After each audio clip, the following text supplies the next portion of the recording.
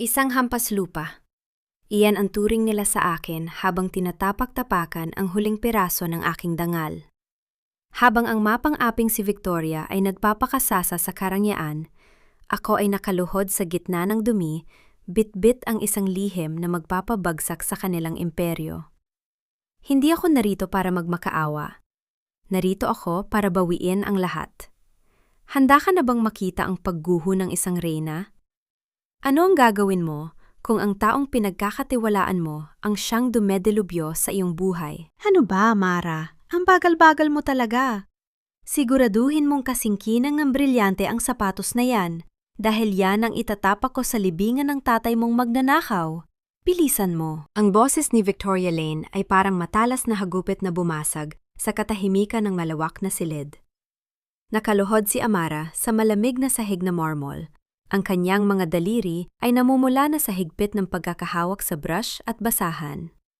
Habang binubunot niya ang bawat sulok ng mamahaling sapatos ni Victoria, ang kanyang buong katawan ay tila naging isang estatwa ng pasyensya. Kagabi lamang ay halos hindi siya natulog dahil sa pag-aalaga sa may sakit na si Daniel, ang lalaking pinagsisilbihan niya ng may katapatan. Ngunit heto siya ngayon. Pinagmumukhang basahan ng babaeng wala namang ginawa, kundi ang manira ng buhay. Hindi sumagot si Amara.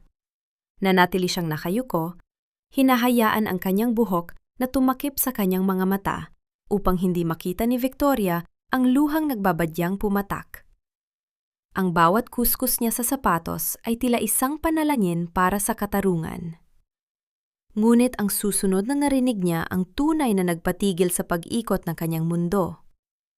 Inakala ni Victoria na wala na sa katinuan ang mga katulton, kaya kampante siyang sumagot sa kanyang telepono habang nakatitig sa kanyang sarili sa salamin. Relax, okay? Konting tiis na lang. I've been giving him the special vitamins every night. Ang sabi ng doctor, anytime soon, mag-iiba na ang takbo ng puso ni Daniel.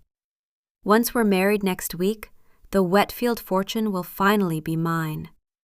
At ang anak ng magnanakaw na ito, I'll throw her out like garbage. Parang may malamig na tubig na ibinuhos sa buong pagkatao ni Amara.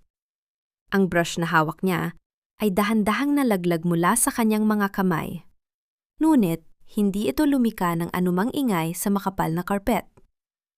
Ang kanyang puso ay tila pinipiga ng isang dambuhalang kamay. Hindi lang pala ang dangal ng kanyang ama ang ninakaw ng babaeng ito, kundi pati na rin ang buhay ng lalaking unti-unti nang nahuhulog sa kanyang puso. Ang gamot na pinainom niya gabi-gabi kay Daniel sa utos ni Victoria. Yun ba ang dahilan kung bakit ito nanghihina? Siya ba mismo ang nagiging instrumento sa pagpaslang sa taong mahal niya? Ramdam ni Amara ang panunuyo ng kanyang lalamunan. Ang silid na dati ay malawak, ay tila biglang naging isang masikip na kulungan. Ang kanyang mga palad ay nagsimulang manginig, at ang bawat hininga niya ay parang may kasamang bubog na sumusugat sa kanyang dibdib. Gusto niyang sumigaw. Gusto niyang tumayo at saktan ang babaeng nakatayo sa harap niya na tila isang anghel sa suot nitong puting gown. Ngunit ang kanyang katawan ay nananatiling nakapako sa sahig. Ang katotohanan ay isang lason na mas masakit pa kaysa sa anumang sampal. Tumingin si Amara sa refleksyon ni Victoria sa salamin. Ang ganda nito ay isang maskara lamang na nagtatago sa isang halimaw. Sa sandaling iyon, ang takot sa puso ni Amara ay unti-unting pinalitan ng isang malamig at matalim na determinasyon. Kung ang buhay ni Daniel at ang dangal ng kanyang ama ang nakasalalay, hindi na siya ang dating Amara na marunong lang sumunod. Tumayo siya ng dahan-dahan. Ang kanyang likod ay tuwid na parang isang kawayan sa gitna ng bagyo. Hindi siya lumingon kay Victoria, ngunit ang kanyang isipan ay puno ng isang katanungang paulit-ulit na umaalingaw-ngaw sa kanyang gunita. Hanggang kailan mo kayang itago ang amoy ng lason sa gitna ng mga bulaklak, Victoria? At hanggang kailan mananatiling bulag ang tadhana sa isang pusong wala namang ibang ginawa kundi ang magmahal at magsakripisyo? Lalabas na sana si Amara nang marinig niya ang isang malakas at nakakangilong kalansing ng nabasag na plorera sa labas ng pinto. Isang malamig na boses ang sumunod na narinig. Isang boses na hindi niya inaasahang gising sa oras na yon. Alam kong nakikinig ka, Amara. Huwag mong kalimutan, Amara, kung hindi dahil sa akin, baka sa kalsada na kayo namulot ng pagkain ng ama mo nang itaboy kayo ng lahat. Utang mo sa akin ang bawat hininga mo sa loob ng mansyong ito. Ang mga salitang iyon ni Victoria ay tila mga linta na sumisipsip sa natitirang lakas ni Amara. Habang nakaluhod sa harap ng malaking salamin, tinitiis ni Amara ang bawat diin ng daliri ni Victoria sa kanyang balikat habang sinusuklayan niya ito. Ang bawat haplos ng suklay ay tila isang babala, isang paalala na ang kanyang buong pagkatao ay nakakadena sa isang kasalanang hindi naman niya ginawa. Ang utang na loob na palaging isinusumbat sa kanya ay hindi isang tulong, kundi isang mabigat na tanikala na dahan-dahang pumapatay sa kanyang kaluluwa. Tila bumalik ang kanyang gunita sa mga panahong buhay pa ang kanyang tatang. Naalala niya ang mga gabing umuuwi ang kanyang ama mula sa trabaho, pagod, ngunit may ngiti sa mga labi dahil sa katapatan nito sa mga wetfield. Ang kanyang ama ang nagligtas sa matandang wetfield mula sa isang sunog, ang nagbuwis ng sariling kalusugan para lamang mapanatili ang dangal ng pamilyang ito. Ngunit ang lahat ng kabutihang yon ay tinumbasan ni Victoria ng isang malupit na kasinungalingan. Isang gabi, bigla na lamang nawala ang mga mamahaling alahas ng pamilya. At sa isang iglap, ang kanyang ama na itinuring na bayani ay naging isang hamak na magnanakaw sa mga mata ng mundo. Bakit ka tumitigil? Ituloy mo ang pagsuklay. I want my hair perfect for the gala tonight, utos ni Victoria, sabay sulyap sa kanya ng may halong pandidiri. You should be thankful na pinayagan pa kitang manatili rito kahit na may dugo kang kriminal. Kung sa ibang amo ka napunta, baka nabubulok ka na sa bilangguan kasama ng alaala ng tatay mo. Opo, Ma'am Victoria, maikling sagot ni Amara. Ang kanyang boses ay malamig, walang emosyon, parang isang hangin na dumaraan sa pagitan ng mga patay na dahon. Sa loob-loob niya, gusto niyang isigaw ang katotohanang nalaman niya sa pinto. Ang tungkol sa lason, ang tungkol sa unti-unting pagpatay kay Daniel. Ngunit alam niyang ang padalos-dalos na galit ay magdadala lamang sa kanya sa kapahamakan. Kailangan niyang maging kasing talim ng karayom na dahan-dahang tumatagos sa balat nang hindi napapansin. Kinuha ni Victoria ang isang mamahaling pabango at nagwisik sa kanyang leeg. Ang amoy nito ay matamis, ngunit para kay Amara, ito ay amoy ng nabubulok na sikreto. Tiningnan siya ni Victoria sa refleksyon ng salamin at nungumiti ng may pangungutya. Alam mo, Amara, minsan ay naiisip ko, siguro ay masaya na ang tatay mo sa impyerno dahil kahit paano ay nabubuhay ka sa karangyaan dito. Kahit na bilang isang aso na naghihintay ng mumo sa ilalim ng mesa. Naramdaman ni Amara ang pagbaon ng kanyang mga kuko sa hawakan ng suklay. Ang bawat salita ni Victoria ay tila isang taga sa kanyang puso. Isang sugat na hindi kailanman maghihilom hanggat hindi nabibigyan ng katarungan ang kanyang ama. Ngunit sa halip na sumagot, lalo niyang hinigpitan ang kanyang pagtitimpi. Ang kanyang katahimikan ay hindi tanda ng pagsuko, kundi isang paghahanda para sa isang malakas na pagsabog. Nabalik lamang ang diwa ni Amara nang marinig ang mahinang pagbukas ng pinto sa kabilang dulo ng hallway. Mula sa kanyang kinalalagyan, nakita niya sa siwang ng pinto ang isang anino na tila pasuray-suray na naglalakad. Ang kanyang puso ay biglang kumitid sa kaba. Dahan-dahang binitiwan ni Amara ang suklay at tumayo. Ma'am, kukuha lang po ako ng mainit na tubig para sa inyong paliguan. Pagdadahilan niya, kahit na ang totoo ay ang kanyang mga mata ay nakapako sa aninong yon sa labas. Paglabas niya ng silid, ang kanyang mga tuhod ay tila naging halaya sa takot.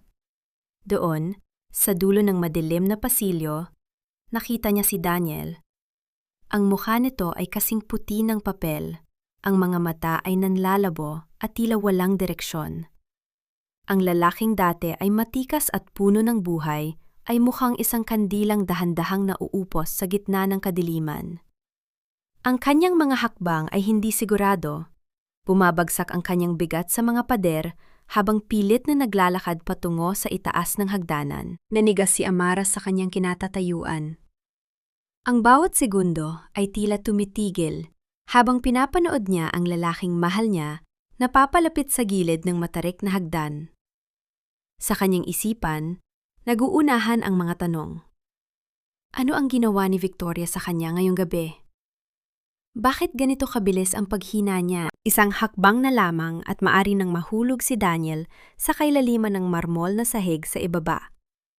Ang bawat pintig ng puso ni Amara ay tila isang tambol na nagbababala ng panganib. Gusto niyang tumakbo, gusto niyang sumigaw. Ngunit ang kanyang lalamunan ay tila nakandado ng isang hindi nakikitang kamay. Sinasadya ba ito ni Victoria? Ang mamatay si Daniel bago pa man ang kasal para makuha ang lahat?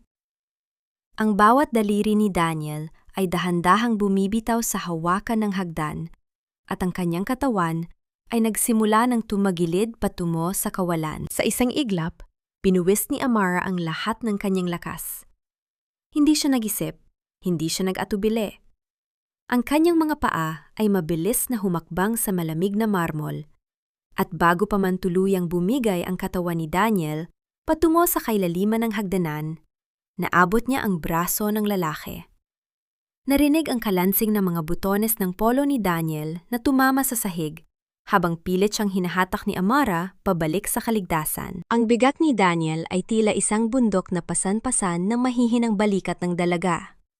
Ngunit ang takot na mawala ito ay mas matindi kaysa sa anumang sakit ng kalamnan. Sir Daniel! Sir, gumising kayo! Bulong ni Amara. Ang kanyang boses ay nanginginig sa takot at pagmamahal. Naramdaman niya ang mabigat at mainit na hininga ni Daniel sa kanyang leeg. Isang palatandaan na buhay pa ito.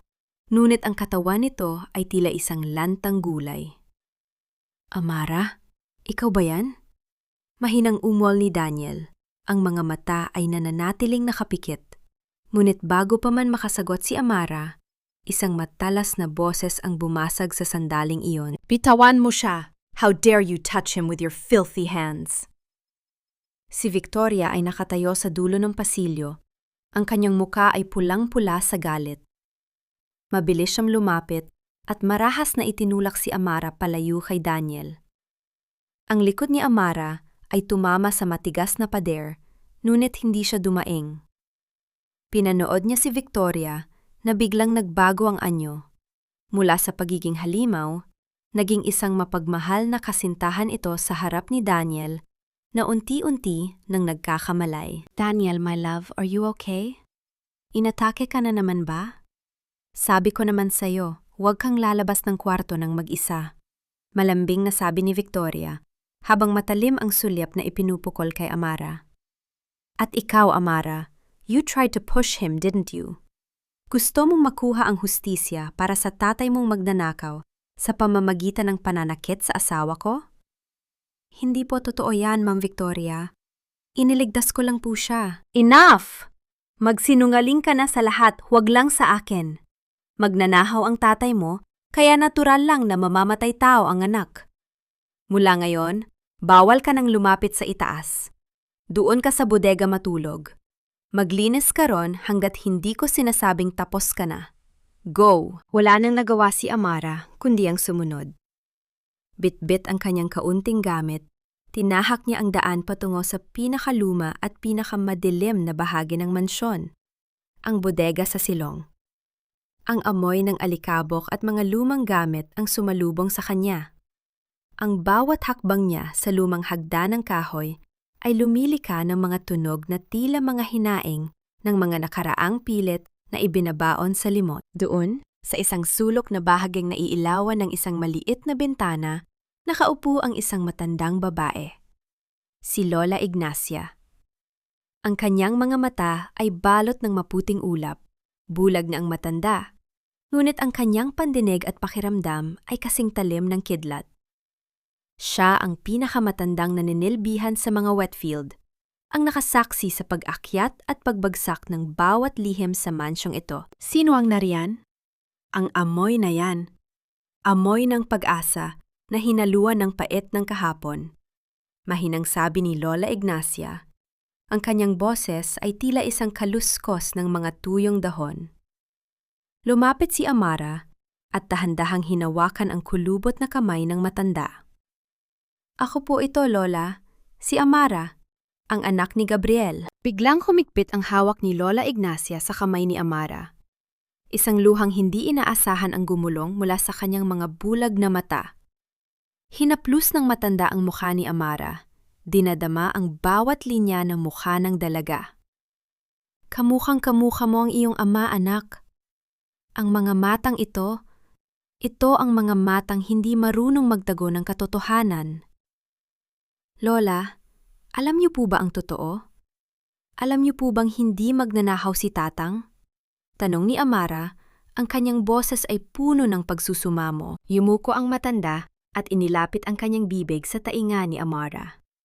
Ang kanyang hininga ay amoy luma, amoy ng mga lihim na matagal nang ikinulong. Ang iyong ama ay isang biktima ng isang reynang nagnanais ng korona. Nakita ko ang lahat, Amara. Bago nawala ang aking paningin, nakita ko ang paglalagay ng mga alahas sa bag ng iyong ama.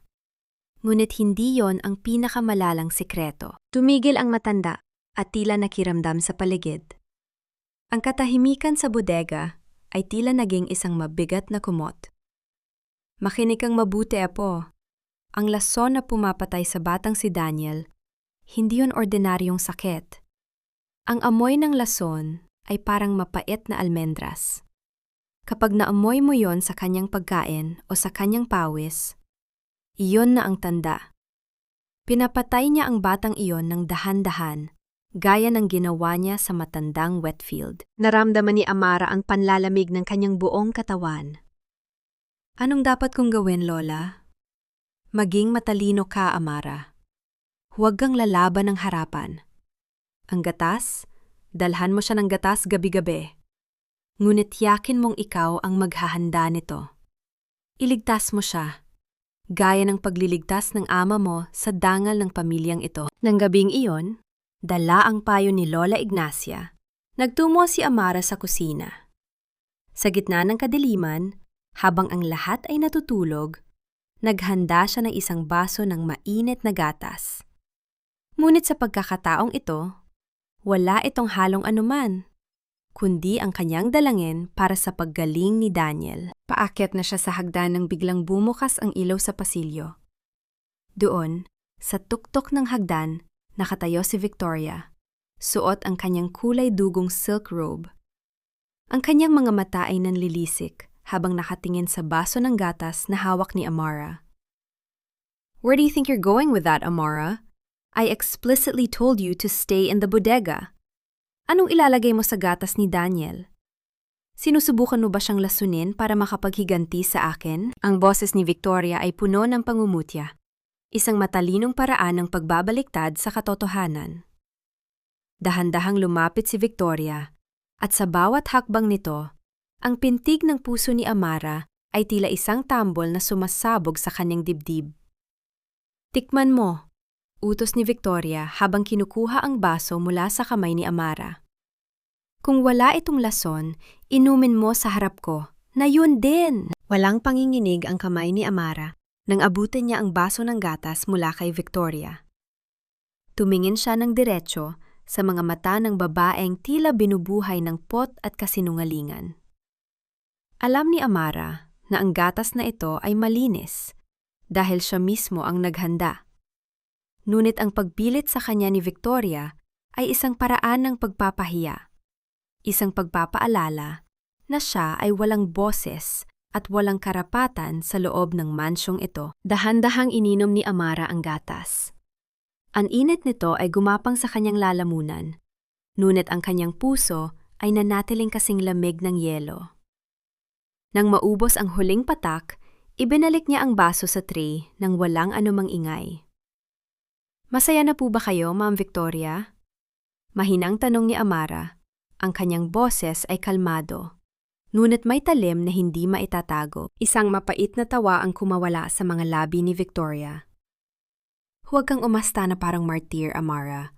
You are just a servant, at hinding-hindi magbabago yon.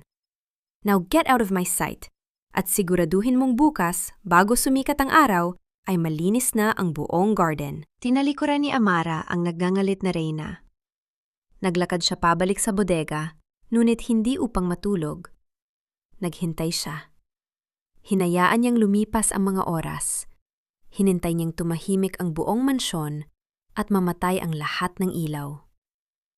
Ang bawat tik-tak ng orasan sa kanyang isipan ay tila isang babala na nauubusan na sila ng panahon. Nang matiyak niyang mahimbing na ang tulog ni Victoria, dahan-dahang lumabas si Amara mula sa silong.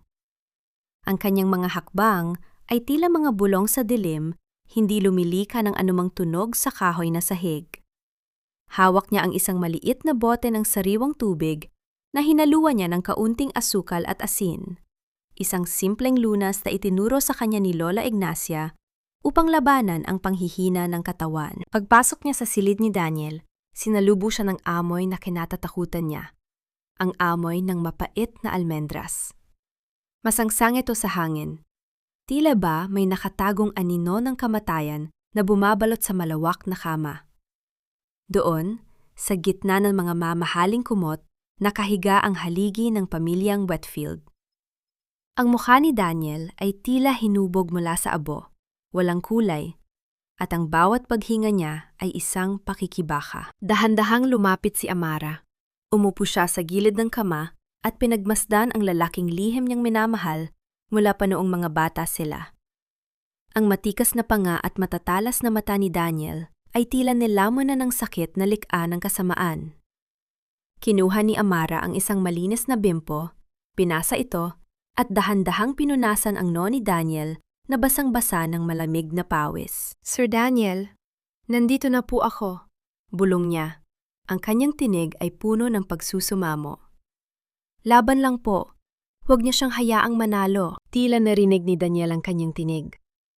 Gumalaw ang mga daliri nito at dahan-dahang humawak sa kamay ni Amara. Ang hawak na iyon ay mahina, parang isang ibong may bali ang pakpak. Ngunit naghatid ito ng kuryente sa buong pagkatao ng dalaga.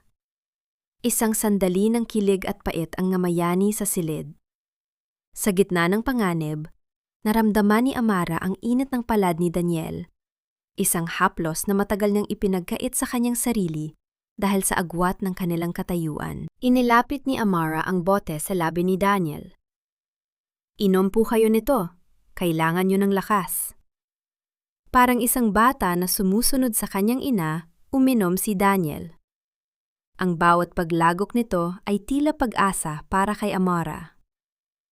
Nang maubos ang tubig, muling nahiga si Daniel. Ngunit hindi nito binitiwan ang kamay ng dalaga. Hinaplos ni Amara ang buhok ng lalaki, tinititigan ang mukha nito sa ilalim ng liwanag ng buwan na tumatago sa bintana. Sa sandaling iyon, parang tumigil ang mundo. Wala si Victoria, wala ang utang na loob, wala ang masakit na nakaraan. Sila lang dalawa. Ngunit ang kapayapaang ito ay pansamantala lamang. Alam ni Amara na sa bawat araw na lumilipas, mas lalong nagiging mapanganib ang kanilang sitwasyon. Naramdaman ni Amara ang paghigpit ng hawak ni Daniel sa kanyang kamay. Ang mga mata nito ay dahan-dahang bumukas, ngunit hindi ito nakatingin sa kanya. Tila may nakikita itong hindi niya nakikita. Ang mga labi ni Daniel ay gumalaw, naglalabas ng isang pangalan na tila isang punyal na tumusok sa puso ni Amara. Victoria. Mahinang sambit ni Daniel, ang kanyang tinig ay puno ng kalituhan. "Victoria, bakit ang dilim?" Napatigil ang paghinga ni Amara. Ang kanyang puso ay tila nadurog sa libu-libong piraso. Sa kabila ng lahat ng ginagawa niya, ang pangalan pa rin ng babaeng pumatay sa kanyang ama at unti-unting pumapatay sa kanya ang hinahanap ni Daniel. Ngunit bago pa man makasagot si Amara, narinig niya ang mabibigat na yabag ng sapatos na papalapit sa silid. Yabag na kilalang-kilala niya. ang tunog ng paparating na bagyo. Anong ginagawa mo rito, Amara? Sinusubukan mo bang tapusin ang sinimula ng iyong ama? Gusto mo rin bang pumatay ng isang wet field? Ang boses ni Victoria ay parang lason na dahan-dahang gumagapang sa katahimikan ng silid. Nakatayo siya sa pintuan, ang kanyang anino ay mahaba at tila isang halimaw na handang lumamon. Mabilis na binitiwan ni Amara ang kamay ni Daniel. Ang kanyang puso ay tila isang ibon na pilit kumakawala sa kanyang dibdib. Ang bimpo na hawak niya ay nahulog sa sahig. Lumilikha ng isang basang bakas sa mamahaling alpombra, isang patunay ng kanyang panghihimasok. Pinupunasan ko lang po ang kanyang noo, Ma'am Victoria. Mataas po ang kanyang lagnat. Paliwanag ni Amara. Ang kanyang boses ay nanginghinig ngunit pilit na pinapanatiling matatag. Lumapit si Victoria ng may mabibigat at dekalibreng hakbang. Hindi siya tumingin kay Daniel. Ang kanyang mga mata ay nakapako sa mukha ni Amara, puno ng put at manipulasyon. Lagnat? O baka naman sinusubukan mo siyang litoin? Alam nating lahat na ang pamilya mo ay eksperto sa pagnanakaw. Nayang wala na ang iyong ama, ang buhay naman ba ni Daniel ang nanakawin mo? Marahas na hinablot ni Victoria ang braso ni Amara at hinila ito palayo sa kama. Ang hapdi ng pagkakahawak nito ay tila isang babala. Makinig ka sa akin, Amara. You are nothing but a shadow in this house. Isang dumi na pinili kong huwag walisin dahil sa awa. Huwag mong isipin na dahil pinapakain kita, ay may karapatan ka ng hawakan ang hinaharap ng mga wet field. You're delusional if you think you're helping him. Every time you're near him, he gets worse. Hindi mo ba napapansin? Your very presence is a curse. Naramdaman ni Amara ang panunuyo ng kanyang lalamunan. Ang bawat salita ni Victoria ay tila isang karayom na tumutusok sa kanyang natitirang tiwala sa sarili. Ako ba talaga ang dahilan? Ang tanong na pilit itinatanim ni Victoria sa kanyang isipan. Iyan ang kapangyarihan ng isang reyna ng kasinungalingan. Ang gawin mong kaaway, ang sarili mong anino. Ako lang ang nagmamahal sa kanya, Amara. Ako lang ang nakakaalam kung ano ang nakakabuti sa kanya. Pagpapatuloy ni Victoria, ang kanyang boses ay naging malambing, ngunit nakakapangilabot. Kaya kung gusto mo siyang mabuhay, lumayo ka. Manatili ka sa dilim kung saan ka nararapat. Dahil sa susunod na makita-kitang muli sa silid na ito, sisiguraduhin kong sa kalsada ka na mamumulot ng iyong dangal. Itinulak ni Victoria si Amara, patungo sa pinto. Sa sobrang lakas ng pagkakatulak, muntik nang mawala ng balanse ang dalaga. Ngunit sa sandaling iyon, isang bagay ang nahulog mula sa bulsa ng silk robe ni Victoria. Hindi ito lumikha ng malakas na tunog, dahil bumagsak ito sa makapal na alpombra. Ngunit sapat na ang liwanag ng buwan upang makita ni Amara ang kinang nito. Isang susi. Isang maliit at antigong susi na gawa sa pilak. Mabilis na tumalikod si Victoria upang asikasuhin ang natutulog na si Daniel. Muling nagpapanggap na isang nag-aalalang kasintahan. Sa gitna ng kanyang pagkapahiya at sakit, dahan-dahang yumuko si Amara. Habang ang kanyang likod ay nakaharap kay Victoria, mabilis niyang kinuha ang susi at ikinubli ito sa kanyang palad. Ang metal ng susi ay malamig, kasing lamig ng katotohanang pilit ibinabaon sa limot ng mansyong ito. Naglakad palabas si Amara, ang kanyang mga hakbang ay mabigat at pulo ng pagninilay. Habang tinatahak niya ang madilim na hallway pabalik sa bodega, ramdam niya ang paninikip ng kanyang dibdib. Ang mga salita ni Victoria ay patuloy na umaalingaw-ngaw, sinusubok ang sirain ang kanyang determinasyon. Ngunit ang susi sa kanyang kamay ay tila nagbibigay ng isang kakaibang init, isang pag-asa na baka sa likod ng mga nakakadenang pinto ng mansyong ito ay naroon ang sagot na magpapalaya sa kanya at kay Daniel. Hanggang kailan mo kayang manipulahin ang katotohanan, Victoria? Hanggang kailan mo kayang itago ang lason sa likod ng iyong mga matatamis na salita? Huminto si Amara sa tapat ng pintuan ng bodega. Tiningnan niya ang pilak na susi sa kanyang palad. Alam niyang ito ang susi sa isang lihim na hindi dapat mabuksan, ngunit sa isang pusong wala nang mawawala, ang panganib ay isa na lamang hakbang patungo sa kalayaan. Saan kaya humahantong ang susing ito? At anong katotohanan ang nakatago sa likod ng pintong pilit na ikinukulong ni Victoria sa kadiliman? Ang bawat baitang ng hagdan patungo sa attic ay tila isang sumpa na dahan-dahang binabasag ang katahimikan ng gabi. Hawak ni Amara ang pilak na susi sa kanyang nanginginig na palad. Ang malamig na metal nito ay tila humihingi ng katarungan. Sa bawat hakbang, nararamdaman niya ang bigat ng mga salita ni Victoria, na siya ay isang dumi, isang anak ng magnanakaw, isang anino na walang karapatang umiral. Ngunit ang alab sa kanyang dibdib ay mas matindi kaysa sa anumang pangungutya. Ang attic ng mansyong Wetfield ay amoy alikabok at mga pangarap na nabulok na salimot.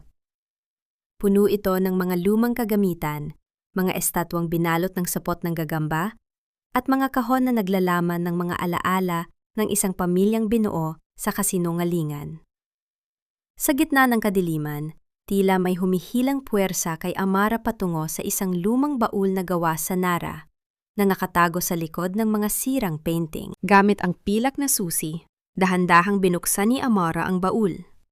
Ang tunog ng pag-ikot ng kandado ay tila isang daing ng nakaraan na sa wakas ay pinayagang magsalita. Sa loob, sa ilalim ng mga lumang kurtina, natagpuan niya ang isang maliit na kwaderno, ang diary ng kanyang ama, si Gabriel. Nang buksan ni Amara ang unang pahina, ang pamilyar na sulat kamay ng kanyang ama ay sumalubong sa kanya. Ang bawat letra ay tila isang haplos mula sa kabilang buhay. Para sa aking mahal na Amara, ang panimula nito. Lagi mong tatandaan na ang katapatan ay mas mahalaga kaysa sa anumang ginto. Nagsimimulang manginig ang mga kamay ni Amara habang binabasa ang mga huling entry sa diary. Doon ay nakasulat ang lahat. Hindi magnanahaw ang kanyang ama. Natuklasan ni Gabriel ang lihim na paglipat ni Victoria ng pondo ng kumpanya patungo sa kanyang sariling bank account. Higit pa ron, nakita ni Gabriel ang paghahalo ni Victoria ng mga hindi kilalang gamot sa inumin ng matandang Wetfield bago ito pumanaw. I tried to warn them, but Victoria is a master of deception, sulat ni Gabriel. Alam kong gagawa siya ng paraan para patahimikin ako. Inilagay niya ang mga alahas sa aking bag upang sirain ang aking pangalan. Amara, patawarin mo ang iyong tatang kung hindi kita mapoprotektahan sa mga darating na araw. Magpakatatag ka, anak ko. Isang mainit na luha ang pumatak sa pahina ng diary na nagpalabo sa tinta ng huling salita ng kanyang ama. Ang sakit na nararamdaman ni Amara ay hindi na lamang basta hapdi. Ito ay isang nagnangalit na apoy.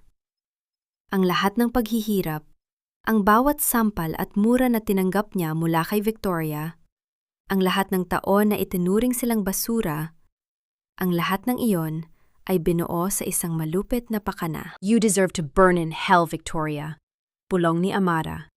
Ang kanyang boses ay puno ng pait na hinaluan ng matinding determinasyon. Sa gitna ng kanyang pagluha, napansin ni Amara ang isang tuyong bulaklak ng jasmine na nakasipit sa pagitan ng mga pahina.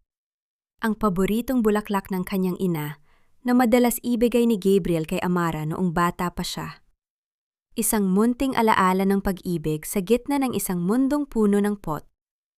Ito ang kanyang golden moment.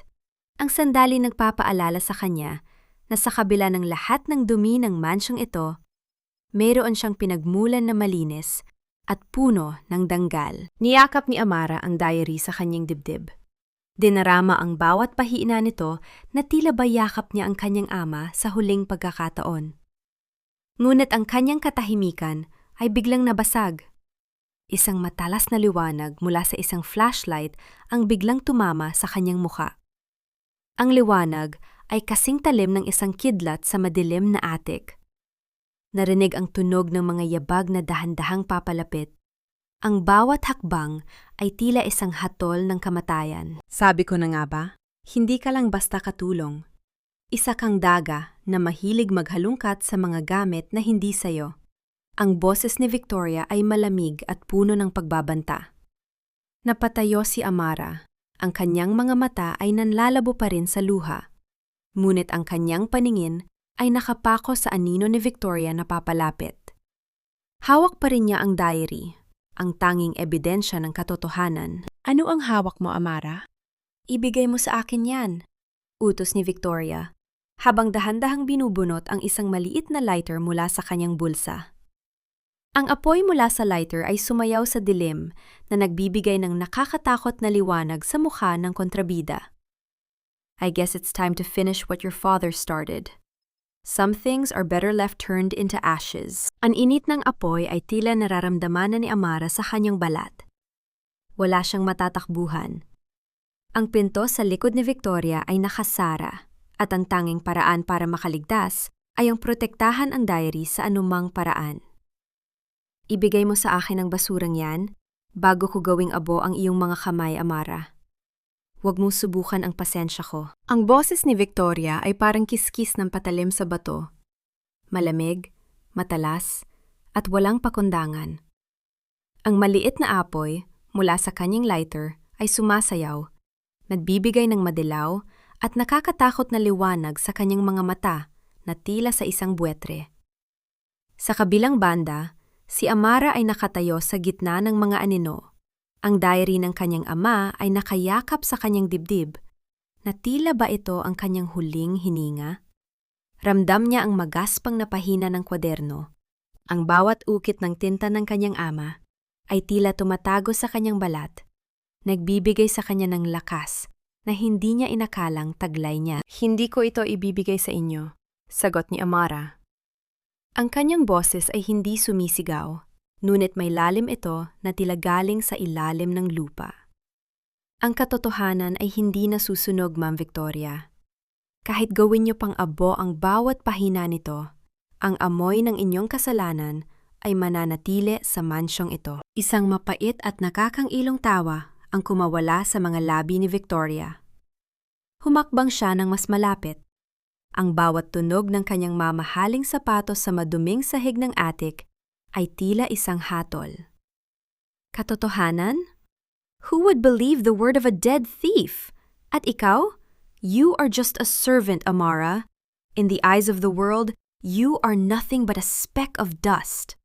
Isang ihip ko lang, mawawala ka. Biglang dinaluhong ni Victoria si Amara upang hablutin ang diary. Sa bilis ng pangyayari, nagawang umiwas ni Amara. Ngunit ang dulo ng kanyang damit ay bahagyang nadarang sa apoy ng lighter. Naramdaman niya ang init, ngunit hindi niya binitiwan ang kwaderno.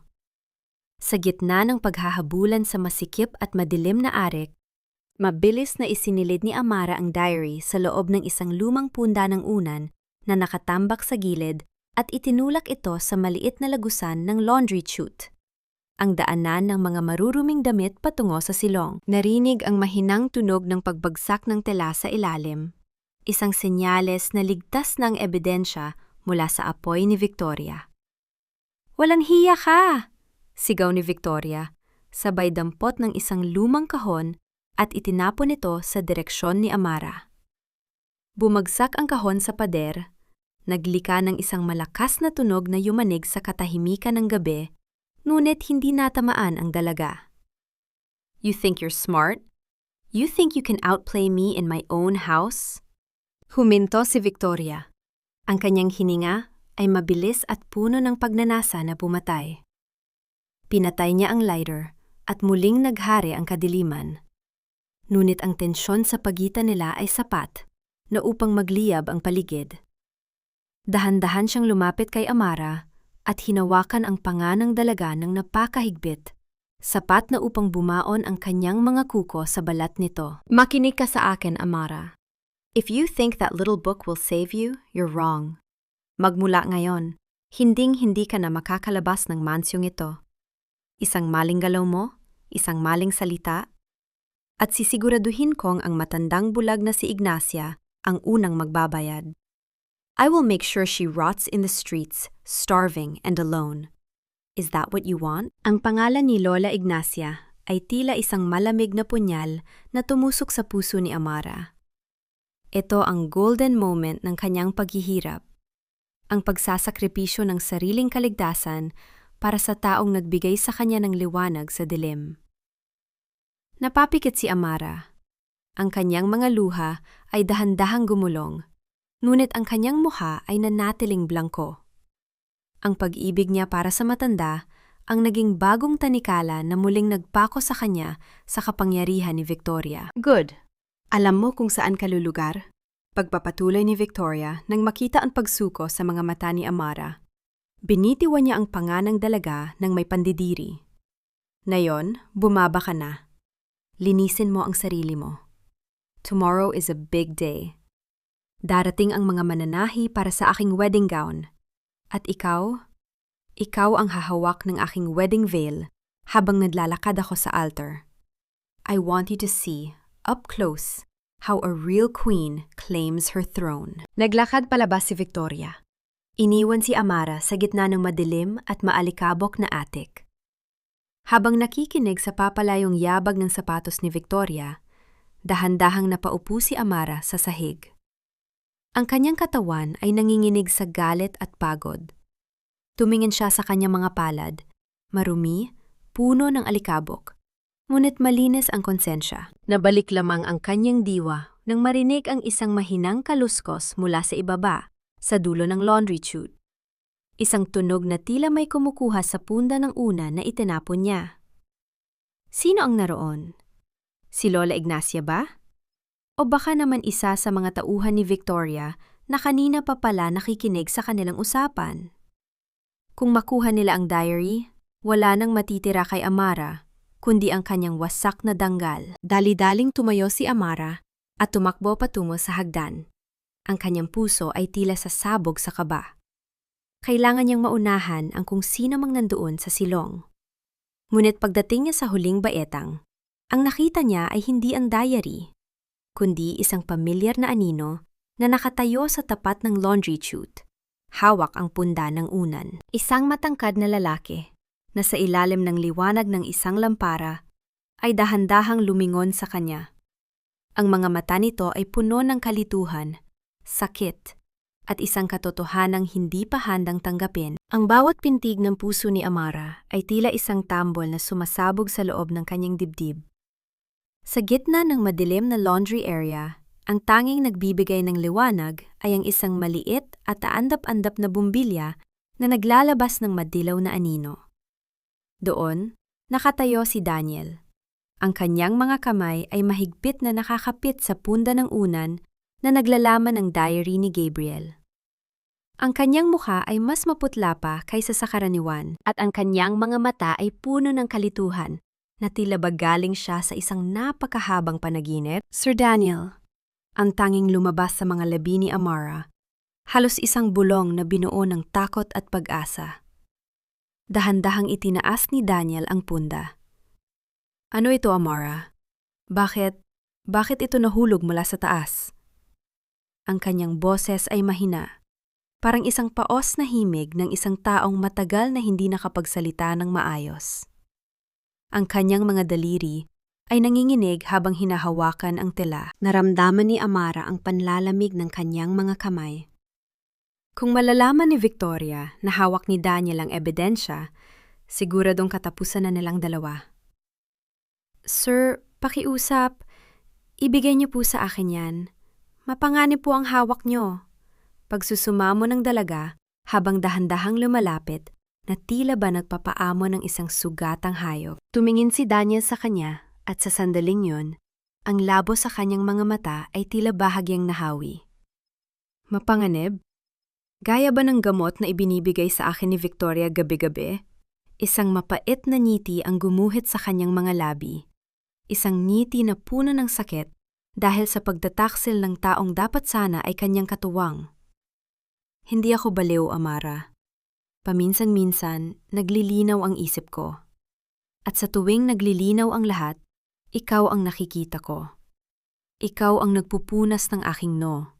Ikaw ang nagpapainom sa akin ng tubig na hindi amoy lason. Ang mga salitang iyon ay tila isang mainit na yakap sa gitna ng malamig na gabi. Ito ang golden moment na matagal ang hinihintay ni Amara. Ang malaman na sa gitna ng kadiliman ng pag-iisip ni Daniel, siya ang nagsilbing liwanag. Hindi na napigilan ni Amara ang pagpatak ng kanyang mga luha. Humakbang siya palapit at dahan-dahang hinawakan ang kamay ni Daniel na nakahawak sa punda. Sir, kailangan niyo pong magpalakas. Hindi ko po kayo pababayaan, pangako ni Amara. Itago niyo po yan. Yan ang susi para malinis ang pangalan ng tatay ko at para mailigtas kayo. Wag niyo pong ipapakita kay Ma'am Victoria. Bago pa makasagot si Daniel, narinig ang tunog ng pagbukas ng pinto sa itaas at ang papalapit na mga yabag ni Victoria. Mabilis na itinago ni Daniel ang punda sa likod ng ilang nakatambak na basket ng maruming damit. Humarap siya sa pinto, pilit na ibinabalik ang anyo ng isang taong walang malay sa paligid. Pumasok si Victoria na may dalang flashlight. Ang kanyang mukha ay punong-puno ng hinala. Daniel, anong ginagawa mo rito sa silong? At bakit kasama mo ang hampaslupang ito? Nawawala ako, Victoria. Pagsisinungaling ni Daniel, ang kanyang boses ay tila bumalik sa pagiging matamlay. Ang dilim, akala ko ito ang daan papunta sa garden. Lumingon si Victoria kay Amara, ang kanyang mga mata ay nanlilisik. At ikaw, bakit hindi mo siya inihatid pabalik sa kwarto niya? Kakarating ko lang po, ma'am. Nakita ko po siyang pasuray-suray kaya inalalayan ko po. Sagot ni Amara habang nakatungo upang itago ang bakas ng luha sa kanyang mga mata. Marahas na hinila ni Victoria si Daniel. Umakyat na tayo, you need your medicine. At ikaw, Amara, tapusin mo ang lahat ng labahin na yan bago sumikat ang araw. Huwag kang magpapakita sa akin hanggat hindi yan tapos. Pinanood ni Amara ang paglayo ng dalawa. Ramdam niya ang pait sa kanyang lalamunan habang nakikitang muling kinakaladkad ni Victoria ang lalaking mahal niya patungo sa dambana ng kamatayan. Ngunit sa gitna ng pag-alis nila, lumingon si Daniel.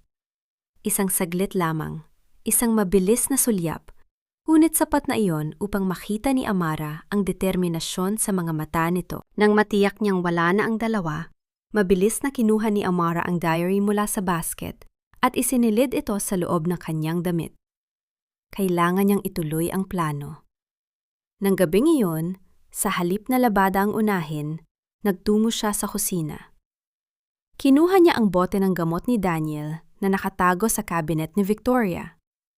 Gamit ang isang dropper, dahan-dahan niyang itinapon ang lason at pinalitan ito ng malinis na tubig na may halong kaunting bitamina na binili niya sa botika gamit ang kanyang huling pera. Isang patak ng katotohanan. Isang patak ng pag-asa. Kinabukasan, habang nagsisilbi ng almusal, nakita ni Amara ang pagbabago. Si Daniel ay nakaupo na ng tuwid, at kahit napilit pa rin itong itinatago ang kanyang lakas, ang kanyang mga mata ay hindi na kasing labo ng dati. Habang naglalagay ng kape si Amara, sinadya niyang tumingin sa salamin na nasa tapat ng hapagkainan. Doon, sa loob ng salamin, nadadpu ang kanilang mga paningin. Walang salita, walang tunog. Ngunit sa unang pagkakataon sa loob ng maraming taon, tinawag siya ni Daniel sa kanyang isipan.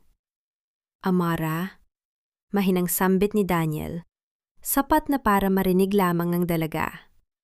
Hindi ito isang tawag ng isang amo sa kanyang katulong, kundi isang tawag ng isang lalaking sa wakas ay nakakita na ng kanyang tagapagligtas. Ngunit ang katahimikan ng umaga ay biglang binuwag ng isang malakas na tunog ng busina sa labas. Dumating na ang mga mananahi para sa wedding gown ni Victoria, at kasama nila ang isang babaeng hindi inaasahan ni Amara na makikita muli. Ang tanging tao na nakakaalam kung nasaan ang iba pang ebidensya laban kay Victoria. Sino ang babaeng ito? At bakit tila mas takot si Victoria sa kanya kaysa sa anumang ebidensyang hawak ni Amara? Huwag mong isiping nakalamang ka na dahil ang gising ang diwa ni Daniel na yon. Isang basura ka lang na kahit kailan ay hindi magiging bahagi ng pamilyang ito. Layas. Ngayon din, bago ko pa ipakain sa mga aso ang iyong maruming pagkatao. Ang boses ni Victoria ay parang kulog na yumanig sa buong mansyon. Habang binibigkas niya ang mga salitang ito, Marahas niyang isinasaboy sa putikan ang mga lumang damit ni Amara na nakalagay sa isang bayong. Kasalukuyang bumubuhos ang malakas na ulan at ang bawat patak nito ay tila mga karayom na tumutusok sa balat ni Amara. Nakatayo ang dalaga sa gitna ng harden, basang-basa, habang pinapanood ang kanyang tanging pag-aari na dinudumihan ng putik at galit ni Victoria. Ang mitsa ng galit na ito ay ang pagdating ng misteryosong babae sa tarangkahan. Si Clara, ang dating nurse ng matandang Wetfield na pinalayas ni Victoria noon. Sa takot na magkausap sina Amara at Clara, minabuti ni Victoria na unahan ang lahat. Ginamit niyang gahilan ang nawalang, mamahaling relo ni Daniel upang palayasin si Amara sa harap ng lahat ng mga katulton. Isang huling hirit ng gaslighting upang sirain ang dangal ng dalaga. Ma'am, wala po akong kinuha. Pakiusap, huwag niyo po akong palayasin sa ganitong oras. Pagsusumamo ni Amara. Ang kanyang boses ay nanginginig, hindi dahil sa lamig, kundi dahil sa hapdi ng kawalang katarungan. Sa loob ng kanyang basang damit, mahigpit niyang itinatago ang diary ng kanyang ama. Yun lamang ang kayamanang hindi niya hahayaang mahulog sa putikan. Wala kang kinuha? Magnanakaw ang tatay mo, kaya natural na magnanakaw ka rin. Utang mo sa akin ang buhay mo, pero ganito ang igaganti mo? Isang malakas na sampal ang dumapo sa pisingi ni Amara. Ang tunog ng palad ni Victoria sa balat ng dalaga ay tila bumasag sa huling pader ng pagtitimpi ni Amara. Naramdaman ni Amara ang pag-init ng kanyang pisingi sa gitna ng malamig na ulan. Ngunit ang mas masakit ay ang makita ang kanyang kaisa-isang litrato ng kanyang ama na tinapakan ni Victoria gamit ang kanyang mamahaling takong. Ang salamin ng frame ay nabasag at ang putit ay dahan-dahang lumalamon sa mukha ng kanyang tatang Gabriel. Ito ang kanyang golden moment ng pasakit. Sa halip na lumaban ng pisikal, dahan-dahang lumuhod si Amara sa gitna ng putikan. Gamit ang kanyang mga nanginginig na daliri, hinukay niya ang litrato mula sa ilalim ng sapatos ni Victoria. Hindi nga inalinta na ang sugat mula sa basag na salamin.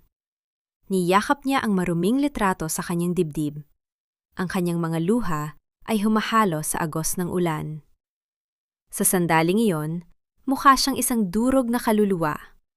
Ngunit sa loob-loob niya, ang bawat patak ng ulan ay tila naghuhugas sa kanyang takot. Sige, itapon niyo ang lahat ng gamit ko, pero hinding-hindi niyo maitatapon ang katotohanan, bulong ni Amara, sapat na upang marinig ni Victoria sa gitna ng hagupit ng bagyo. Anong sabi mo? Akmang sasabunutan ni Victoria si Amara nang biglang bumukas ang pinto ng mansyon. Doon, nakatayo si Daniel, nakasuot ng makapal na jacket at hawak ang isang payong. Bagaman halatang mahina pa rin ang kanyang mga binti, ang kanyang mga mata ay nagniningas sa galit. Tama na yan, Victoria. Daniel! Bakit ka lumabas? Ang babaeng ito, ninakawan ka niya. Mabilis na pagbabago ng anyo ni Victoria. Huling nag-aala-anghel ang boses. Hayaan mo siyang umalis kung iyan ang gusto mo. Malamig na sabi ni Daniel habang nakatitig kay Amara. Ngunit huwag mong kalimutan, Victoria. Ang ulan na ito ay titigil din. At kapag sumikat ang araw, lahat ng dumi ay makikita. Lumingon si Daniel kay Amara.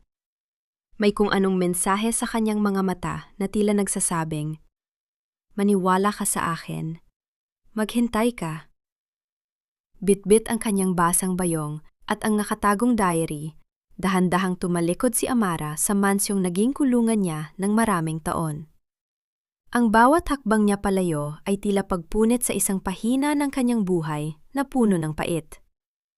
Wala siyang matutuluyan, wala siyang pera, at ang tanging kasama niya ay ang dilim ng gabi at ang hagupit ng bagyo. Ngunit sa kanyang paglalakad patungo sa tarangkahan, isang itim na sasakyan ang huminto sa kanyang tapat.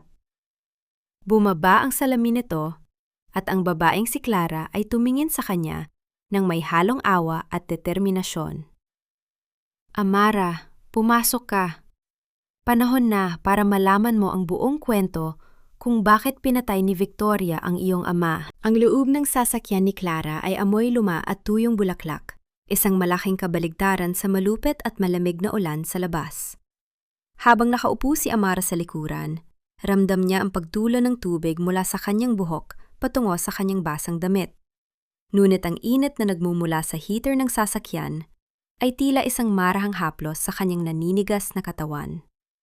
Hawak niya ng mahigpit ang kanyang bayong, lalo na ang diary na nakatago sa ilalim ng basang tela, na tila ba ito ang kanyang tanging angkla sa gitna ng nagangalit na dagat. Huwag kang matakot, Amara.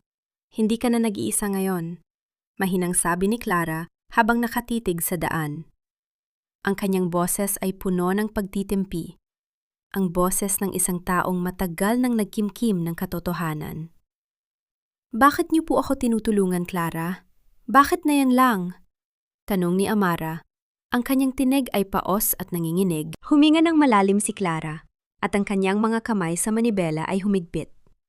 Dahil ang ama mo, si Gabriel. Siya ang huling taong naniwala sa akin bago ako pinalayas ni Victoria. Noong gabi bago siya namatay, nagkita kami. Ibinigay niya sa akin ang isang dokumento, isang kopya ng forged signature na ginawa ni Victoria upang ilipat ang lahat ng ari-arian ng matandang Wetfield sa pangalan niya. Sinubukan kong lumaban, pero tinakot ako ni Victoria na papatayin ang pamilya ko. Ngayon, wala na akong dapat ikatakot. Ang katarungan ay hindi na dapat maghintay. Naramdaman ni Amara ang isang matinding kirot sa kanyang dibdib. Hindi lang pala ang dangal ng kanyang ama ang ninakaw, kundi ang pagkakataon sana nito na mabuhay ng payapa. Ang katotohanan ito ay tila isang malakas na hampas na muling nagpabukas sa sugat ng kanyang alaala. Ito ang kanyang golden moment, ang pagsasanib ng pait ng nakaraan at ang alab ng pag-asa para sa kinabukasan.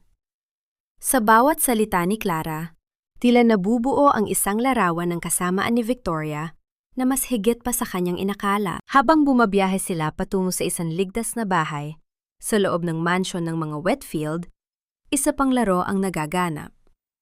Si Daniel ay nakahiga sa kanyang kama. Ang kanyang mga mata ay nakapikit, ngunit ang kanyang isipan ay kasing talim ng kidlat. Nararamdaman niya ang presensya ni Victoria sa tabi niya. Ang amoy ng mamahaling pabango nito na tila isang lason na sumasakal sa hangin. Daniel, uminom ka na ng gamot mo. Kailangan mong magpahinga para sa kasal natin sa susunod na araw. Malambing na sabi ni Victoria, ngunit ang kanyang mga mata ay nananatiling malamig at mapagmasid. Tinanggap ni Daniel ang baso ng tubig at ang gamot, na sa katunayan ay ang bitaminang ipinalit ni Amara. Ininom niya ito ng walang pag-aalinlangan, ngunit nagkunwari siyang muling nahihilo at nanghihina. Victoria, bakit kailangang palayasin si Amara sa gitna ng ulan? Hindi ba sobra yon? She's a thief, Daniel, just like her father. Huwag mo nang isipin ang babaeng yun. Dito ka lang sa akin. Ako lang ang kailangan mo. Sagot ni Victoria habang hinahaplos ang buhok ni Daniel. Ang haplos na yon ay tila paggapang ng isang ahas sa balat ng lalaki. Ngunit pinilit ni Daniel na huwag gumalaw. Nang matiyak ni Daniel na lumabas na si Victoria ng silid, dahan-dahan siyang gumangon. Pumunta siya sa bintana at tiningnan ang madilim na hardin kung saan huling nakita si Amara. Alam niyang kailangan niyang kumilos. Hindi na siya ang biktima. Siya na ang magiging katuwang ni Amara sa pagbabagsak sa reynang maghahari sa mansyong ito. Samantala sa ligtas na bahay ni Clara, binuksan ni Amara ang diary sa isang pahinang hindi niya napansin kanina. May isang nakasingit na maliit na resibo ng isang pawn shop sa labas ng lungsod. Isang resibo para sa isang relong may ukit ng pangalan ng matandang Wetfield.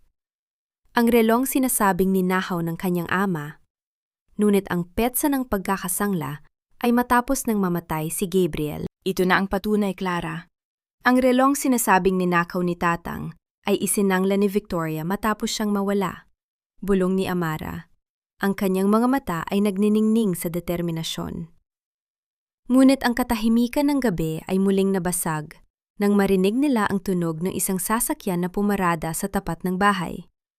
Isang anino ang dahan-dahang lumalapit sa pinto, at ang bawat hakbang nito sa tuyong dahon ay tila isang babala ng panganib. Amara, magtago ka! Bulong ni Clara habang mabilis na pinapatay ang ilaw. Ang pinto ay dahan-dahang bumukas at ang liwanag ng isang cellphone ay tumama sa gitna ng silid. Isang pamilyar na boses ang narinig. Isang boses na nagpatigil sa pintig ng puso ni Amara. Nandito ako para sa diary. Ibigay niya sa akin ang lahat. Kung hindi, ay sisiguraduhin kung wala ng sisikatan ng araw sa bahay na ito. Isusuot mo ang bilong ito sa akin, Amara. Gusto kong makita mo ng malapitan kung paano kinukuha ng isang tunay na reyna ang lahat ng nararapat sa kanya. Ang boses ni Victoria ay kasing lamig ng bakal habang nakatitig siya sa malaking salamin. Ang buong silid ay puno ng amoy ng mga sariwang rosas. Ngunit para kay Amara, ang halimuyak na iyon ay tila amoy ng mga bulaklak sa isang burol. Matapos ang nakakapanghilakbot na gabi sa ligtas na bahay ni Clara, kung saan himalang nakatakas sila mula sa tauhan ni Victoria sa pamamagitan ng likurang pinto, napilitang bumalik si Amara sa mansyon. Hindi dahil sa takot para sa sarili, kundi dahil sa isang litratong ipinadala ni Victoria sa kanyang cellphone. Ang matandang si Lola Ignacia, nakagapos at nakakulong sa isang madilim na sulok ng bodega. Nakatayo si Amara sa likuran ni Victoria. Hawak ang mahaba at maranyang belo na gawa sa pinakamahal na lace. Ang kanyang mga kamay ay puno ng sugat at paltos mula sa pagtatrabaho sa ulan, isang malaking kontra sa malasutlang tela na kanyang hawak. Ito ang golden moment ng kabalintunaan, ang alipin na nag-aayos ng korona ng kanyang tiranong amo. Bawat tusok ng aspila na ginagawa ni Amara sa buhok ni Victoria ay tila isang tusok din sa kanyang sariling puso. Bakit po, Ma'am Victoria? Bakit kailangan niyo pang gawin ito? Mahinang tanong ni Amara. Ang kanyang boses ay tila isang malat na bulong. Nakuha niyo na ang yaman, ang mansyon, at pati ang buhay ni Daniel. Bakit kailangan niyo pang saktan si Lola Ignacia? Hinarap siya ni Victoria. Ang kanyang mukha ay puno ng matagumpay na ngiti. Dahil ang mga taong tulad niyo ay parang damo, Amara. Kapag hindi binunot hanggang ugat, muling lilitaw. I want you to feel the weight of your choices. Ang bawat hakbang ko bukas sa altar ay magpapaalala sa iyo na ang katarungan ay para lamang sa mga may kapangyarihan. Marahas na hinablot ni Victoria ang belo mula sa kamay ni Amara. Sa lakas ng pagkakahila, bahaging nasugatan ang daliri ni Amara sa dulo ng isang hairpin. Ngunit hindi siya dumaing. Pinanood niya ang mapuputing tela na tila naging itim sa kanyang paningin. Isang simbolo ng kamatayan, ng danggal at katotohanan. Isusuwat mo rin ito, Amara, dugtong ni Victoria, habang idinidikit ang belo sa mukha ng dalaga ng may pangungutya. But not as a bride. Isusuwat mo ito bilang tanda ng iyong pagdadalamhati.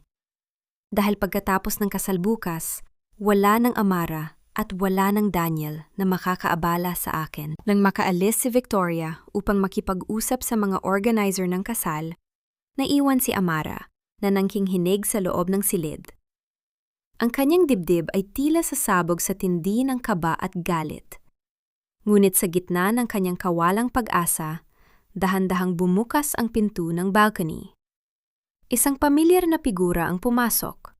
Si Daniel, na sa kabila ng maputlang muka ay bakas ang matinding determinasyon. Amara, tawag ni Daniel, ang kanyang boses ay puno ng pag-aalala. Mabilis siyang lumapit at hinawakan ang mga kamay ng dalaga. Don't listen to her. Clara contacted me. Hawak na nila ang ebidensya mula sa pawn shop. Handa na ang lahat para bukas. Pero si Lola Ignacia, pinapatay niya ang matanda, Daniel. Pag-iyak ni Amara, habang isinisiksik ang kanyang muka sa dibdib ng lalaki. Sa sandaling yon, ang init ng katawan ni Daniel ang tanging bagay na nagpapaalala sa kanya na buhay pa siya. Ligtas na si Lola. Nailabas na siya ni Clara kaninang hapon, habang abala ang lahat sa pag-aayos ng dekorasyon. Bulong ni Daniel habang hinahaplos ang buhok ni Amara. Hayaan natin siyang magdiwang ngayon. Hayaan natin siyang maniwala na nanalo na siya. Ang bukas, ay para sa atin. Naramdaman ni Amara ang isang bagong klase ng lakas na dumadaloy sa kanyang mga ugat. Ngunit sa gitna ng kanilang sandali, narinig nila ang tunog ng isang susi na umiikot sa pintuan ng silid. Mabilis na nagtago si Daniel sa likod ng malaking kurtina habang pilit na pinupunasan ni Amara ang kanyang mga luha. Pumasok si Victoria. May dalang isang maliit na vial ng gamot. Ang gamot na alam ni Amara na naglalaman ng lason. I forgot. Daniel needs his final dose tonight. Samahan mo ako sa kwarto niya, Amara. Gusto kong ikaw mismo ang magpainom sa kanya sa huling pagkakataon. Ang bawat hakbang patungo sa silid ni Daniel ay tila isang martsa patungo sa bitayan. Hawak ni Victoria ang vial na parang isang mahalagang kayamanan habang si Amara ay sumusunod ng may mabigat na pasanin sa kanyang budi. Nang makarating sila sa silid, nakita nila ang isang tauhan ni Victoria na may dalang isang lumang dokumento. Ma'am, natagpuan po namin ito sa gamit ng katulton. Ito po yung diary. Nanlamig ang buong pagkatao ni Amara. Tiningnan siya ni Victoria na may nakakapangilabot ng ngiti bago dahan-dahang ilapit ang vial sa baso ng tubig ni Daniel. You thought you were smart, Amara? Now, panuurin mo kung paano ko tatapusin ang lahat ng pinakamahalaga sa iyo. Huwag kang kukurap, Amara. Gusto kong makita mo kung paano ko siselyuhan ang kamatayan ng iyong nakaraan sa harap ng altar. Ang bawat hakbang ko sa simbahan ay magiging bawat hakbang mo sa impyerno. Ang boses ni Victoria ay kasing talim ng isang bagong hasang patalim habang pinagmamasdan niya ang kanyang sarili sa dambuhalang salamin ng bridal suite. Nakasuot siya ng isang maranyang gown na kulay gatas na pinalamutian ng libu-libong kristal na kumikinang sa ilalim ng mga chandelier. Ngunit sa likod ng mapuputing tela at mamahaling lace, alam ni Amara na isang pusong kasing itim ng uling ang tumitibok. Nakaluhod si Amara sa paanan ni Victoria. Inaayos ang laylayan ng gown na tila ba ito ang kanyang sariling sapot. Ang bawat kislap ng mga kristal ay tila pangungutya sa kanyang mga mata na pagod na sa pagluha. Hawak ni Victoria sa kanyang kabilang kamay ang abo ng diary na sinunog niya kagabi sa harap ni Amara. O iyon ang akala ng reyna. Ang amoy ng sunog na papel ay tila humahalo sa masangsang na bango ng mga sariwang rosas sa loob ng silid, lumilikha ng isang nakakasulasok na atmosfera. Opo, Ma'am Victoria. Mahinang sagot ni Amara. Ang kanyang tinig ay walang buhay, isang perpektong maskara ng pagkatalo. Sa loob-loob niya, ang bawat pintig ng kanyang puso ay isang panalangin. Ang diary na sinunog ni Victoria ay ang lumang notebook lamang ni Amara sa eskwela. Ang tunay na diary ni Gabriel ay ligtas na nasa kamay ni Clara, handa nang sumabog sa tamang sandali. Ang mansyon ng mga Wetfield ay binalot ng mga puting bulaklak. Ngunit para kay Amara, ang lahat ng ito ay tila mga dekorasyon para sa isang libing. Ang hangin ay mabigat, tila nagbababala ng isang malakas na delubyo sa gitna ng kasagsagan ng selebrasyon. Nang lumabas na ang mga abay at tanging silang dalawa na lamang ang naiwan, lumingon si Victoria kay Amara nang may nakapangilabot ng ngiti. Ngayon, dalhin mo na ang gamot ni Daniel. I want him to be just functional enough to say I do, but too weak to remember anything else. Utos ni Victoria habang iniabot ang isang maliit na baso ng tubig na may halong lason. Naglakad si Amara patungo sa silid ni Daniel. Ang kanyang mga kamay ay nanginginig sa kaba. Pagpasok niya, nakita niya si Daniel na nakasuot ng barong, nakaupo sa gilid ng kama at nakatitig sa kawalan. Ang bawat hakbang ni Amara sa makapal na alpombra ay hindi lumilika ng tunog. Ngunit ang kanyang presensya ay sapat na upang mag-angat ng tingin ang lalaki. Dahan-dahang inabot ni Amara ang baso. Inumin niyo na po ito, Sir Daniel, sabi niya nang may diin sa bawat salita, isang hudyat na alam na nilang dalawa. Uminom si Daniel, ngunit mabilis niyang iniluwa ang likido sa isang panyo nang tumalikod si Victoria upang kumuha ng kanyang bouquet. Nagkatinginan silang dalawa. Isang sulyap na puno ng pangako, sakit, at pag-asa. Pagdating sa simbahan, ang tunog ng organo ay tila isang babala na umalingaw-ngaw sa bawat sulok ng katedral. Ang bawat panauhin ay nakasuot ng kanilang pinakamagarang damit. Walang kamalay-malay sa duming nakatago sa likod ng seremonyang ito. Si Amara ay nakatayo sa pinakalikuran.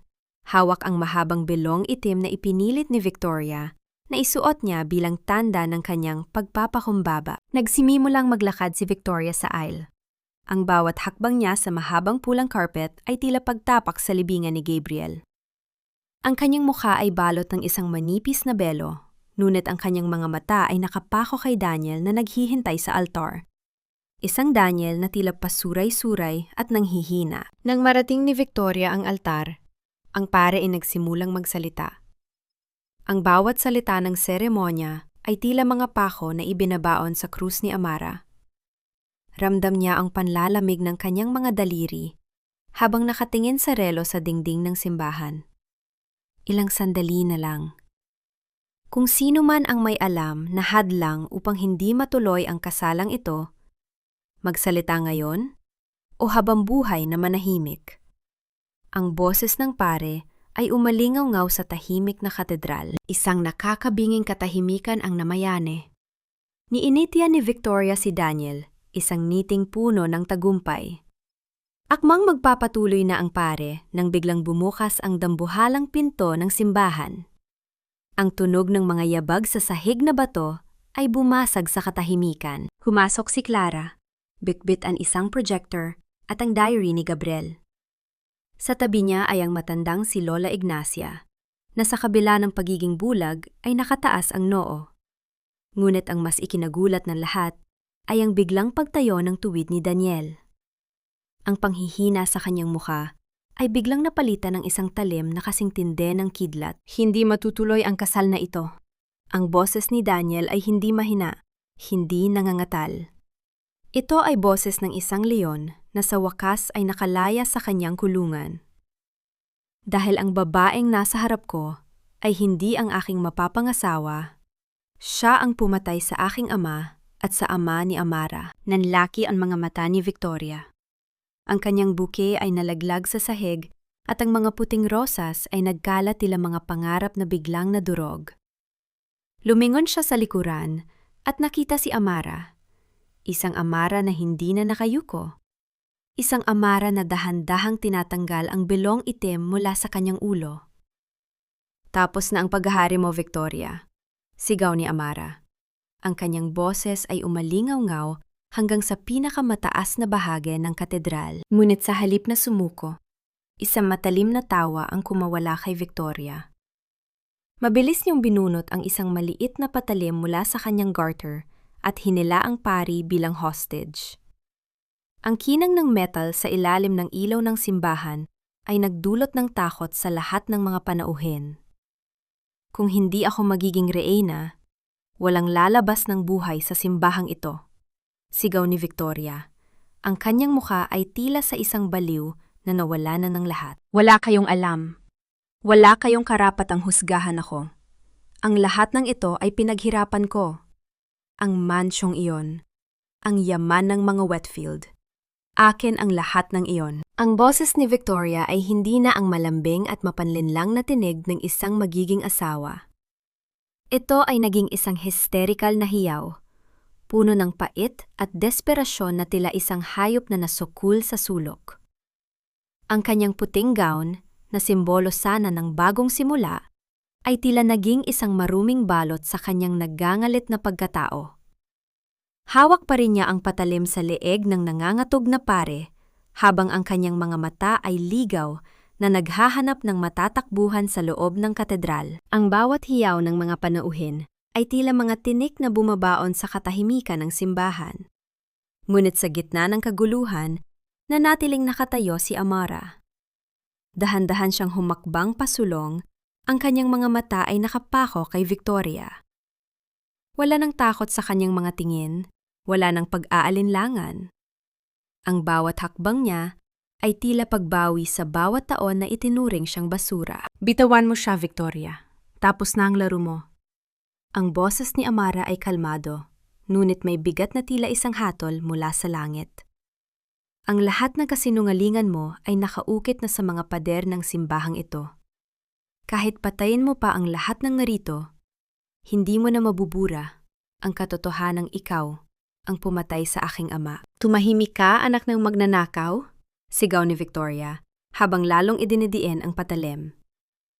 Anong alam mo sa hirap ko? Anong alam mo sa pakiramdam na palaging nasa anino lang? I deserve that fortune. Ang tatay mo, humarang siya sa daan ko. He was too honest for his own good, kaya kailangan siyang mawala. Sa sandaling iyon, ang projector na dala ni Clara ay nagsimulang magpakita ng mga larawan sa malaking pader ng simbahan. Hindi lang ito mga pahina ng diary, kundi ang video record mula sa CCTV ng ospital noong gabing mamatay ang matandang Wetfield na nakuha ni Clara bago pa man ito mabura ni Victoria. Doon, kitang-kita ang pagpapalit ni Victoria ng suwero ng matanda. Isang mahabang buntong hininga ng sindak ang kumawala sa mga panauhin. Ito ang golden moment ng katarungan. Nakita ni Daniel ang lahat. Ang kanyang mga kamay ay nakakuyom. Ang kanyang panga ay matigas sa galit. Humakbang siya palapit, hindi alintana ang panganib.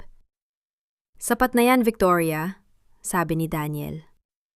Ang kanyang boses ay puno ng pagkamuhing, hindi pa niya naramdaman kailanman. "Lahat ng binigay ko sa iyong tiwala, lahat ng pag-aalaga, lahat pala ay bahagi ng plano mong ubusin ang pamilya ko. Hindi ka reyna, Victoria. Isa kang halimaw na nakasuot ng gown." Nang makita ni Victoria na pati si Daniel ay tuluyan ng bumitaw, dahan-dahang nang hina ang kanyang pagkahahawak sa pari. Ang patalim ay dahan-dahang bumaba, at ang pari ay mabilis na nakatakas patungo sa gilid. Napaluhod si Victoria sa gitna ng altar. Ang kanyang mga kristal sa gown ay tila nawala na ng kinang. Ang kanyang buhok ay gulo-gulo, at ang kanyang mukha ay basang-basas ng luha ng pagkatalo. Bakit hindi niyo ako maintindihan?" bulong ni Victoria, habang nakatitig sa sahig na marmol. "Ginawa ko lang naman ang kailangan para hindi na ako muling maging mahirap." Narinig ang tunog ng mga sirena ng pulis sa labas ng simbahan. Ang bawat hagibis ng hangin na pumapasok mula sa dambuhalang pinto ay tila naghuhugas sa masamang hanging dala ni Victoria. Pumasok ang mga awtoridad. Ang tunog ng kanilang mabibigat na sapatos sa sahig ay tila mga pako na huling ibinabaon sa kabaong ng ambisyon ni Victoria. Habang kinakabitan ng posa si Victoria, tumingin siya kay Amara. "You think you won, Amara? Magiging katulong ka pa rin sa paningin nila. You will always be the daughter of Gabriel." "Maling-mali ka, Victoria," sagot ni Amara habang nilalapitan si Daniel. "Dahil ang pangalan ng aking ama ay malinis na ngayon, at ang aking pagkatao, hinding-hindi na muling magiging anino mo." Pinanood ni Amara ang pagkaladkad kay Victoria palabas ng simbahan. Ang reynang naging pulubi sa isang saglit.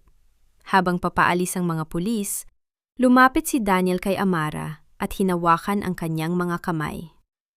Ngunit bago pa man sila makapag-usap ng masinsinan, isang malakas na tunog ng pagbagsak ng isang tao ang bumasag sa sandali, si Lola Ignacia. Ang matanda ay biglang nawala ng malay sa bisig ni Clara. Ang kanyang mukha ay kasing puti ng papel at ang kanyang paghinga ay tila isang kandilang dahan-dahang nauupos. "Lola!" sigaw ni Amara habang mabilis na lumalapit sa matanda. Naramdaman ni Amara ang panlalamig ng mga kamay ni Lola Ignacia. Ang matandang naging tanging gabay niya sa dilim ay tila hindi na kayang makita ang liwanag ng katarungang ipinaglaban nila. Shino-shock ang buong sistema ni Amara. Nakuha na niya ang hustisya, ngunit handa ba siyang mawala ng isa pang taong mahalaga sa kanya? Ang puting pader ng ospital ay tila nagbibigay ng pansamantalang katahimikan matapos ang madugong gulo sa simbahan. Nakaupo si Amara sa tabi ng kama ni Lola Ignacia. Hawak ang kulubot na kamay ng matanda. Ang bawat mahinang paghinga ni Lola ay sinasabayan ng tunog ng monitor sa gilid. Isang ritmo na tila nagpapaalala sa kanya na sa kabila ng lahat, Buhay pa ang pag-asa. Amara, apo. Mahinang sambit ni Lola Ignacia nang dahan-dahan niyang imulat ang kanyang mga mata. Bagaman malabo pa rin ang paningin, ang kanyang boses ay tila may dalang kapayapaan. Nandito po ako, Lola. Ligtas na po tayo. Wala na si Victoria. Bulong ni Amara habang hinahalikan ang kamay ng matanda. Ang kanyang mga luha ay pumatak sa kumot, ngunit hindi na ito luha ng pait, kundi luha ng pagpapasalamat. Tapos na ang aking tungkulin, Amara. Nakita ko na ang liwanag na ipinagkait sa akin ng mahabang panahon. Laya na tayo, sabi ni Lola Ignacia bago ito muling pumikit upang magpahinga. Lumabas si Amara sa silid at doon ay nakita niya si Daniel na naghihintay sa hallway. Wala na ang maputlang anyo nito. Bagaman may pagod sa kanyang mga mata, ang tindig ni Daniel ay muling naging matikas. Lumapit siya kay Amara at hinawakan ang magkabilang balikat ng balaga. Amara, bumalik tayo sa mansyon. Marami tayong dapat ayusin, malumanay na sabi ni Daniel. Pagbalik nila sa mansyon ng mga Wetfield, tila nag-iba ang aura ng paligid. Ang mga puting bulaklak na palamuti sa kasal ay dahan-dahan ng inililigpit ng mga katulong na ngayon ay tumitingin kay Amara ng may halong paggalang at hiya. Dinala ni Daniel si Amara sa malawak na opisina ng kanyang ama. Ang silid na dati ay simbolo ng kapangyarihan at takot. I want you to stay, Amara, diratsahang sabi ni Daniel habang binubuksan ang isang vault. Inilabas niya ang isang kahon na naglalaman ng mga dokumento at isang mamahaling singsing na pinalamutian ng mga diamante. Ang tunay na mana ng pamilya Wetfield. Ang lahat ng ito, ang yaman, ang mansyong ito, gusto kong ibahagi ito sa iyo. I want you to be the woman of this house. Hindi bilang katulong, kundi bilang katuwang ko sa lahat. Ito ang golden moment na marahil ay pangarap ng marami. Ang alok ng ginto at posisyon. Tiningnan ni Amara ang kumikinang na singsing at ang mga papel na magbibigay sa kanya ng buhay na hindi niya kailanman inakala. Ngunit sa kanyang isipan, biglang bumalik ang imahe ng kanyang sarili na nakaluhod sa putikan habang tinatapakan ni Victoria ang kanyang dangal. Daniel, ang yaman na ito ay may bahid ng dugo ng aking ama at ng iyong ama, mahinang sagot ni Amara. Salamat sa alok mo. Pero kailangan ko munang gawin ng isang bagay bago ako makapagdesisyon. Kinabukasan, nagtungo si Amara sa kulungan upang bisitahin si Victoria. Ang reyna ng mansyon ay wala na sa kanyang trono. Nakasuot ito ng kupas na kulay kahel na uniforme, ang kanyang buhok ay gulo-gulo, at ang kanyang mga kuko na dati ay laging maayos, ay puno na ng dumi. Wala nang bakas ng kagandahan sa kanyang muka. Tanging ang pait at pot na lamang ang natitira. Nandito ka ba para pagtawanan ako, Amara? Bulyaw ni Victoria habang nakahawak sa mga rehas. You think you're better than me now? You're still the same servant I stepped on. Tiningnan ni Amara si Victoria nang may matinding awa, hindi galit. Hindi ako narito para manlibak, Victoria. Narito ako para sabihing pinapatawad na kita. Hindi para sa'yo, kundi para sa akin. Para hindi na ako muling maging anino mo. I don't need your forgiveness, sigaw ni Victoria habang dinuduraan ang sahig. Sumpain ka, Amara. Sumpain ka! Tumalikod si Amara at naglakad palabas ng bilangguan. Sa bawat hakbang niya palayo, naramdaman niya ang paggaan ng kanyang dibdib. Ang bawat sigaw ni Victoria sa likuran niya ay tila isang hangin na dahan-dahang nawawala ng lakas. Sa wakas, ang tanikala ng nakaraan ay tuluyan ng naputol. Pagbalik sa mansyon, pumasok si Amara sa kanyang maliit na silid sa bodega. Hindi niya tiningnan ang ginto ni Daniel. Sa halip, kinuha niya ang kanyang lumang bayong. Dahan-dahan niyang itinupi ang kanyang mga simpleng damit at isinilid ito sa loob. Ang huling inilagay niya ay ang diary ng kanyang ama at ang litratong nilinis na niya mula sa putik. Nakaimpak na ang lahat ng kanyang gamit. Isang maliit na bayong lamang ang dala niya, ngunit ang kanyang puso ay puno ng kalaya ang hindi kayang bilhin ng anumang diamante. Naglalakad si Amara patungo sa pintuan nang harangan siya ni Daniel. Nakita nito ang bayong na hawak ng dalaga at ang sakit sa mga mata ng lalaki ay hindi maitatago. Alis ka na ba talaga, Amara? Pagkatapos ng lahat ng pinagdaanan natin? Tanong ni Daniel. Ang kanyang boses ay nanginginig sa takot na mawala ang babaeng nagligtas sa kanyang buhay. Kailangan ko itong gawin, Daniel. Sagot ni Amara, habang nakatingin sa labas kung saan nagsisimula ng sumikat ang araw. Hindi sapat ang ginto para punan ang butas sa aking pagkatao, Daniel. Ang mansyong ito ay punong-puno ng mga alaala ng aking mga luha. At sa bawat sulok ay naririnig ko ang hinaing ng aking ama. Patawad, pero kailangan kong hanapin ang sarili ko sa labas ng mga bakod na ito. Ang boses ni Amara ay malumanay, ngunit kasing tatag ng batong hindi natitinag ng alon. Nakatayo siya sa tapat ng malaking tarangkahan ng mansyon. Bit-bit ang kanyang luma at kupas na bayong. Ang sikat ng araw sa bukang liwayway ay dahan-dahang tumatama sa kanyang mukha na tila ba binabaslasan ang kanyang pag-alis. Sa likuran niya, si Daniel ay nakatayo ng may bigat sa balikat. Ang kanyang mga kamay ay nakakuyom dahil sa hindi matanggap na pamamaalam. I can change everything, Amara. Gigibain ko ang mansyong ito kung iyon ang gusto mo. Gagawin ko ang lahat para maging masaya ka rito. Pagsusumamo ni Daniel, ang kanyang tinig ay paos at puno ng pait. Humakbang siya palapit, ngunit tumigil nang makita ang payapang ngiti sa mga labi ni Amara. Hindi ang mansyon ang kailangang magbago, Daniel, kundi ako, sagot ni Amara. Dahan-dahan niyang hinawakan ang kamay ni Daniel sa huling pagkakataon. Sa loob ng maraming taon, naging aninulang ako. Naging anak ng magnanakaw, naging utusan, naging biktima. Ngayon, gusto ko namang maging Amara. Yung Amara na hindi kailangang humingi ng tawad sa pag-iral. Binitawan ni Amara ang kamay ni Daniel at nagsimulang maglakad palayo. Ang tunog ng kanyang mga tsinela sa sementadong daan ay tila isang ritmong nagmamarka ng kanyang kalayaan. Hindi siya lumingon. Alam niyang kung lilingon siya, baka makita niya ang luha sa mga mata ni Daniel at muling manghina ang kanyang paninindigan. Ang bawat hakbang niya palayo sa mansyon ay tila pagpunit sa huling pahina ng isang madilim na aklat. Sumakay si Amara sa isang lumang bus patungo sa kanyang probinsya. Habang nakadungaw sa bintana, pinapanood niya ang unti-unting paglayo ng mga matatayab na gusali at ang pagpapalit nito ng mga luntiang bukirin. Ang amoy ng basang lupa at sariwang hangin ay tila isang gamot na humiilom sa kanyang mga sugat. Pagdating sa kanilang nayon, dumiretso si Amara sa ilalim ng isang malaking puno ng mangga sa likod ng kanilang dating dampa. Ang lugar kung saan inilibing ang abo ng kanyang ama. Doon, lumuhod siya sa damuhan. Inilabas niya ang diary ni Gabriel at ang dokumentong nagpapatunay na malinis ang pangalan nito. Tatang, malaya na po tayo, bulong ni Amara habang dahan-dahang hinahaplos ang lupa.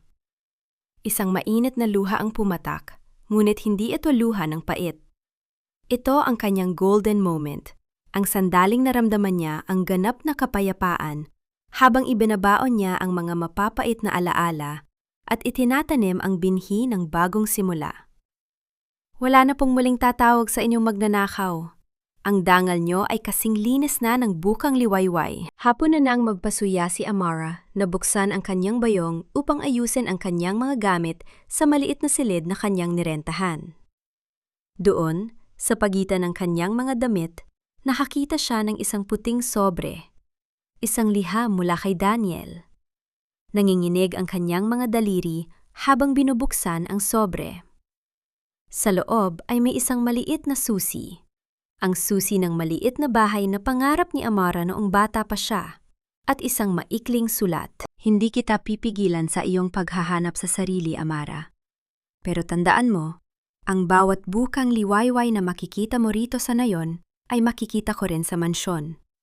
Iisa lang ang langit na tinitingnan natin. Maghihintay ako, hindi bilang iyong amo, kundi bilang lalaking nagmamahal sa iyo ng buong tapat.